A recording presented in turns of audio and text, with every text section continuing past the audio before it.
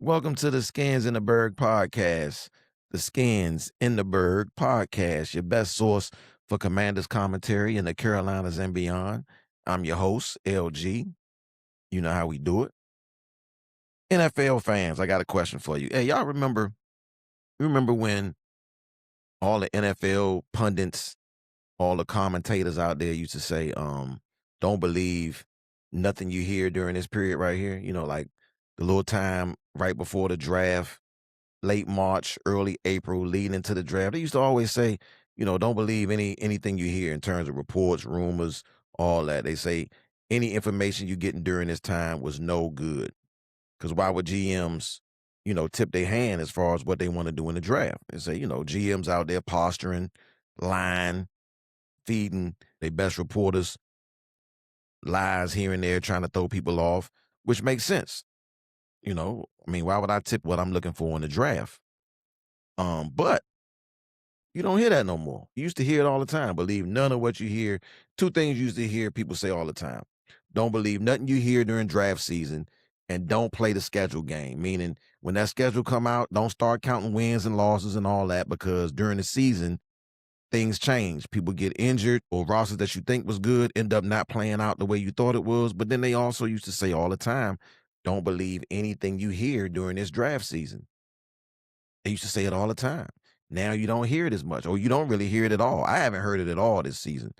That whole notion of don't believe anything you hear during April. I haven't heard it at all. And the reason I think you haven't heard it, because the same people who used to say don't believe anything you hear during this period right here, those same people, they got about 5 mock drafts out right now. Yeah, trying to trying to push that on you. They got everybody got a podcast, everybody got a radio show, everybody got a Substack, everybody writing articles. The people who used to say don't believe anything you hear during this period, they got mock drafts out. They got to sell them. They got to put. Matter of fact, it's one dude. I'm not gonna call no names. One NFL personality that used to say that all the time. Don't believe anything you hear. Right now, he's actually selling a Substack with his mock drafts. Like selling it for money. Used to say don't believe. Hey, they lying. If they tell you they got something for you, they lying. It's draft season. Why would they tell you what they gonna do? Why would they tip their hand? They lying. Now you don't hear no more. Why? Because everybody got a mock draft. Everybody got a mock draft. Everybody got something to sell to you. And with that being said, this gonna be the mock draft episode. Right here, the mock draft episode of the Skins in the Berg podcast. I'm gonna tell you who I think the Skins should draft, but then I'm also getting to, my personal mock draft on what I think will happen.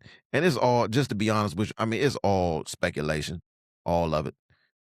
I subscribe to how it used to be when they used to tell you, believe none of what you hear. So most of this right here is just what I want to happen. And then, a couple of hunches involved, but I really don't know. They really don't know. All your favorite dudes, they really don't know. GMs, right? You know how that these guys is pushing the mock draft one. You know how they don't know what they talking about? Because GMs don't know who they gonna draft right now. They still trying to figure it out. They still got top 20 visits taking place right now.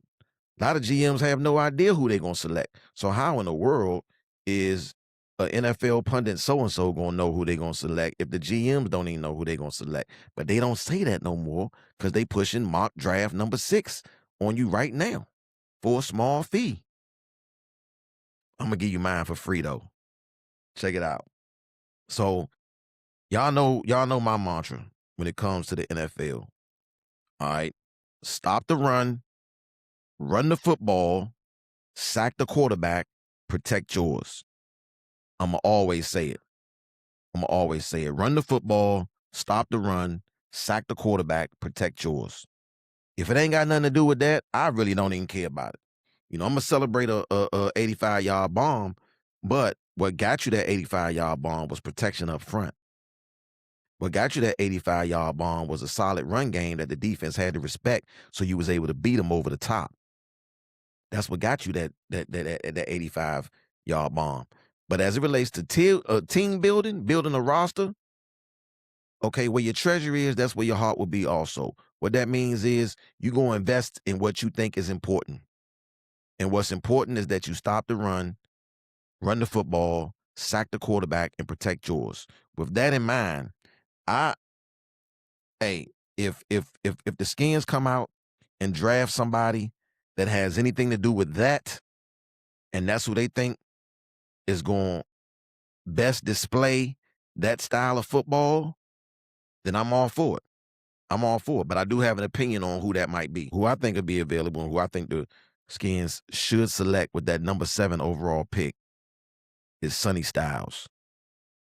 Sonny Stiles, they should draft him to play that middle linebacker position, one of the best athletes we've ever seen at that linebacker position. RAS score through the roof. Fast, explosive, can jump, long arms, can cover, can blitz, tackling machine, smart, a leader, all of the above. Everything you need to go ahead and solidify that middle linebacker position, that all important middle linebacker position for that defense. All right. I've said in the past, not only do you want to stop the run the football, sack the quarterback, protect yours, but I think the order in which you build that is from the middle to the outside. From the middle to the outside, meaning those guys straight up that middle is where you want to solidify first. The quarterback, the middle linebacker, the nose tackle, the running back. These things going straight up the safety, straight up the middle, you want to have the best. And then you work your way outside. Receiver being last, in my humble opinion. With that said, the only thing I hope that they don't do, the one thing I hope they don't do at number 7 is draft a receiver. I'd never draft a receiver this high. You don't need a high, big-time investment at receiver to win the Super Bowl. It's been too many examples of teams winning the Super Bowl without being prolific at receiver. All right, I've discussed this ad nauseum. Please don't draft a receiver at number 7. That's the only thing I hope that they don't do is draft skill position on the outside at number 7. Now, there's been a lot of mock drafts tying us to Jeremiah Love. I'm not gonna hate that. He might turn out to be a Hall of Fame running back, and if that's the case, hey, and they end up drafting him, I'm all for it. Big dude at running back, size, strength, but also speed can kill you on one play. We need more guys on this roster that can ruin a game for the opposing team in one play. We don't have a lot of those guys. We probably got one and a half. Probably got one and a half dudes on that whole entire roster that can end it. Maybe 2. If we put 2, we got 1 and 2 possibles. We got Jaden Daniels. He can end the game on one play for sure. Terry McLaurin is going to be that one possible, and Bill is going to be the other possible to make 2. We got 2 pieces that can end the game with one play. We need more. Jeremiah Love, he can do that with that speed and that power at the running back position. One of the best prospects we've seen coming out in a long time. I wouldn't be mad at a number 7, but my favorite prospect for the Skins is Sonny Stiles, middle linebacker. Now, if Sonny Stiles is gone, if Jeremiah Love is gone, again, you're talking about 2 pieces that would either stop the run the football, protect the quarterback, sack the opposing quarterback. Those 2 pieces would have something to do with those 4 things. All right, but let's say those 2 pieces are gone. Sonny Stiles is gone. He off the board. Jeremiah Love is gone. He off the board. A lot of Ruben Bane talk during the football season. He was a dominant player for the Miami Hurricanes. He was a dominant player during the playoffs. I'm all for, and I've said in the past, we need to select guys who was dominant in college at the position that they're going to be playing in the NFL. Too many times we drafting for potential. We drafting for what we think might happen in the NFL without having seen it done in college. Jeremiah Love did it in college. Sonny Stiles did it for a year at the middle linebacker position. But that athleticism and that tackling ability is through the roof.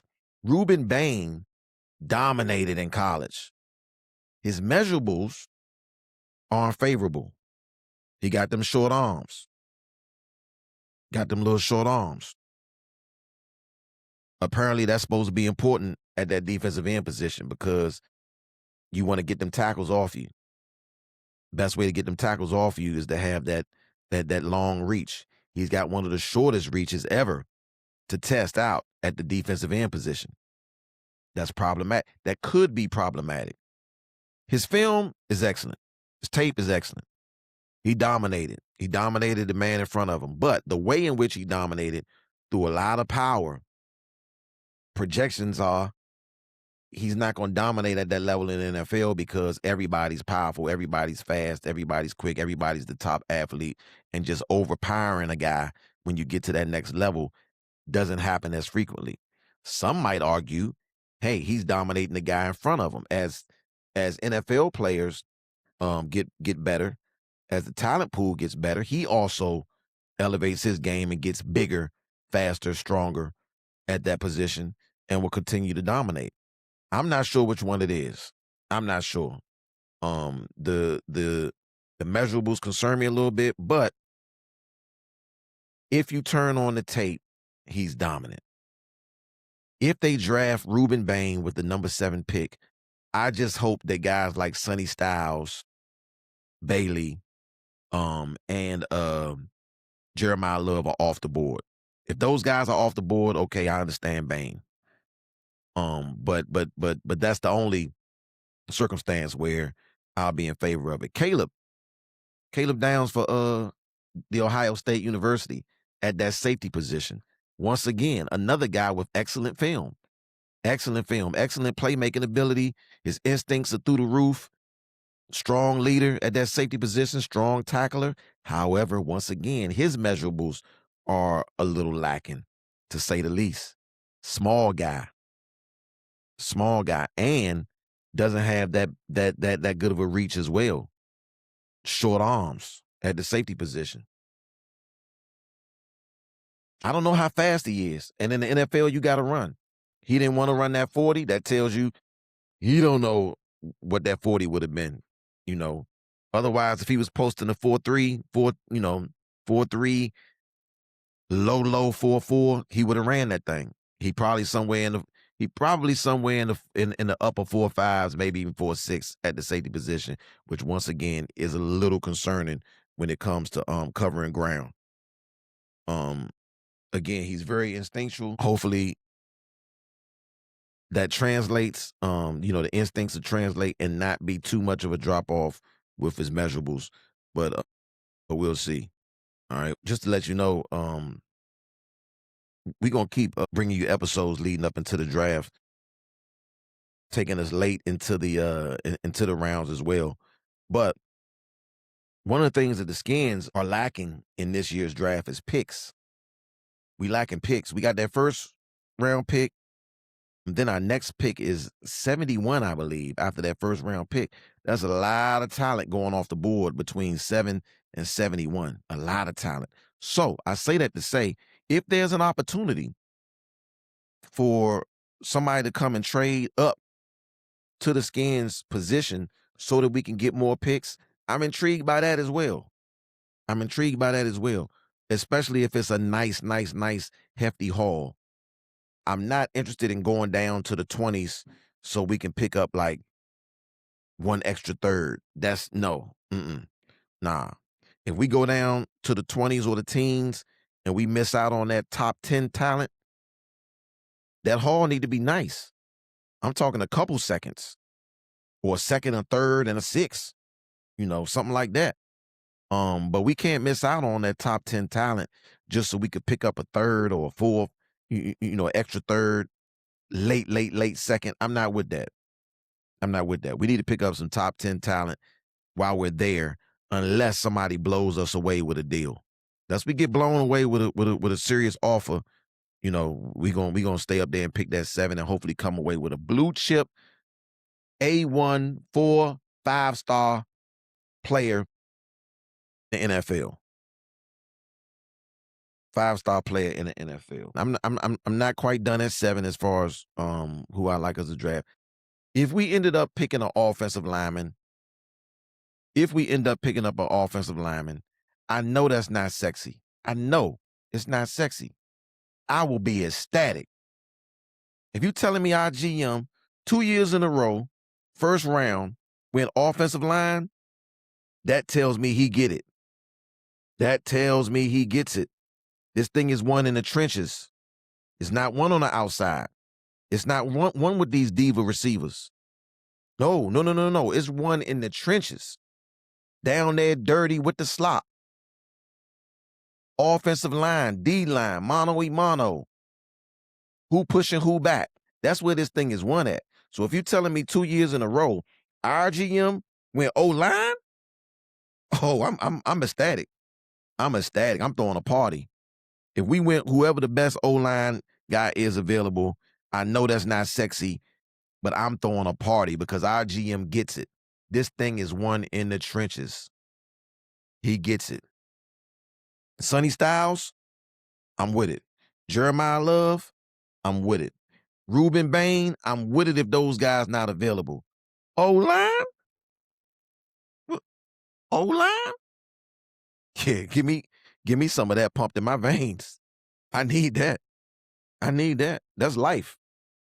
That's life right there. In the trenches is where this thing is won. So if you're telling me at number 7 we go trenches once again, I'm throwing a party. 71. Anytime we drafting, and it's anytime it's the Skins' turn to pick, and we draft trenches, I'm never mad at that. I'm never mad at that. Anytime we draft in trenches and it's our turn to pick and we on the clock, I don't care. If we on the clock and we draft in trenches, I am never mad at that because that means we get it. We understand where football is won.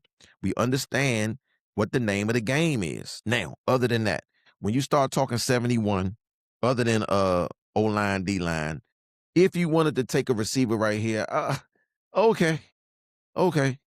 He better be a serious playmaker. Serious playmaker that projects to make them same kind. I'm talking about shiftiness. I'm talking about whoop-de-whoops, speed out of this world. Somebody that's going to really be a weapon for Jaden Daniels. If we draft receiver at 71, he needs to be the type of talent that can take it to the house any play. If he going to be drafted as a receiver at 71, he better be able to score a touchdown from any place on the football field. Otherwise, I'm not interested in receiver at 71. Another linebacker, we could use another Russian linebacker at 71. Another guy that Devontae Jones can send up there after that quarterback. We could use that. Nose tackle. We could use that. I'm just telling you what my philosophy is right now, letting you know the kind of thing we need to be thinking going into the draft. Trenches. Stop the run the football, sack the quarterback, protect yours. All right. If any pick that we draft, if we're drafted in that regard, I'm happy. All right. Next episode, other than the first round, I gave you the first round this episode. Next episode, I'm going to give you the name I would like to draft at 71. This episode, number 7, Sonny Stiles or Jeremiah Love. If Sonny Stiles is off the board, Jeremiah Love. If Sonny Stiles and Jeremiah Love is off the board, Ruben Bane. However, if they do draft guard out of Alabama, I'm all for it. All right. You got to work them trenches. That's where football is won and lost. Anybody who tell you different don't know the game.